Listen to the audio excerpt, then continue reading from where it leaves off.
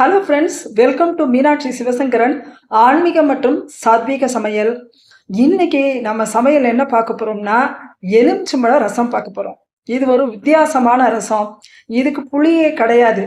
தக்காளி, இஞ்சி, எலுமிச்சம்பழம், பச்சை மிளகாய் இவ்வளவுதான். இதை வச்சு நாம இந்த ரசம் பார்க்கலாம். இதுக்கு தாளிக்கிறதுக்கு நெய் அல்லது தேங்காய் எண்ணெய். நெய் தான் ரொம்ப ரொம்ப சிறப்பாக இருக்கும். நான் இன்னைக்கு தேங்காய் எண்ணெய் வச்சு தான் செய்கிறேன். அதே மாதிரி இதில் சும்மாவே நம்ம குடிக்கலாம். இது எவ்வளோ ஒரு எளிமையாகவும் சுவையாகவும் உடலுக்கு ஆரோக்கியமான ஒரு ரசம். வாங்க பார்க்கலாம். எலுமிச்சம்பழ ரசத்திற்கு தேவையான பொருள்கள்: எலுமிச்சம்பழம் அரை மூடி எடுத்துக்கோங்க. தக்காளி ஒரு 4 தக்காளி எடுத்துக்கோங்க, பெரிய சைஸ் தக்காளி. இதில் என்ன பண்ணணும்னா இந்த வேரை எடுத்துடணும். நீங்கள் இந்த நடுவில் வேர் இருக்கும் பார்த்தீங்களா, அதை எடுத்துடணும். இதை இனிமேல் பொடி பொடியாக நறுக்கணும் ரசத்துக்கு. ஒரு துண்டு இஞ்சி, பெரிய சைஸ் துண்டு இஞ்சியாக எடுத்துக்கோங்க. நல்லா இவ்வளோ பெருசு எடுத்துக்கோங்க. அதுக்கப்புறம் 4 மிளகாய். இந்த மிளகாய் சின்னதாக இருக்கிறதுனால 4, பெருசாக இருக்குன்னா 3 எடுத்துக்கோங்க. இதுதான் ரசத்திற்கு தேவையான பொருட்கள். இதை எப்படி பண்ணுறதுங்கிறத இப்போ காமிக்கிறேன். கடாயில் தேங்காய் எண்ணெய் ஊற்றிக்கிட்டேன். நீங்கள் நெய் ஊற்றிக்கங்க, ரொம்ப சிறப்பாக இருக்கும். இதில் வெறும் கடுகு, சீரகம், நறுக்கின இஞ்சி துண்டில் போட்டுருங்க.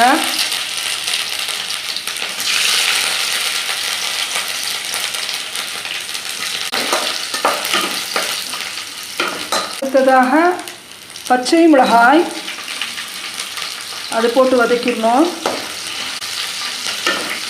இஞ்சி நல்லா பச்சை வாசனை போகணும். நல்லா வதங்கிடுச்சு. இப்போ தக்காளி போட்டுக்கோங்க. தக்காளி நல்லா வதங்கிடுச்சு. இதில் 4 டம்ளர் தண்ணி ஊற்றிக்கோங்க. ஒரு அரை ஸ்பூன், ஒரு 1.5 ஸ்பூன் போட்டுக்கோங்க. கொஞ்சோண்டு பெருங்காயம் போட்டுக்கோங்க. அப்படியே அதை கிளறி விட்டுக்கோங்க. தழையாக சுற்றி போட்டுடணும். இப்போது இதில் எலுமிச்சம்பழ சாரணை பிழிஞ்சு வச்சுருக்கேன். இதை இதில் ஊற்றிடணும். ரொம்ப நேரம் வைக்காதீங்க, அடுப்பில் வச்சா கசந்து போயிடும். அடுப்பை ஆஃப் பண்ணிட்டு தான் நீங்கள் எலுமிச்சம்பழ சாறை ஊற்றணும். அதான் ஃப்ரெண்ட்ஸ், சூப்பரான எலுமிச்சம்பழ ரசம்.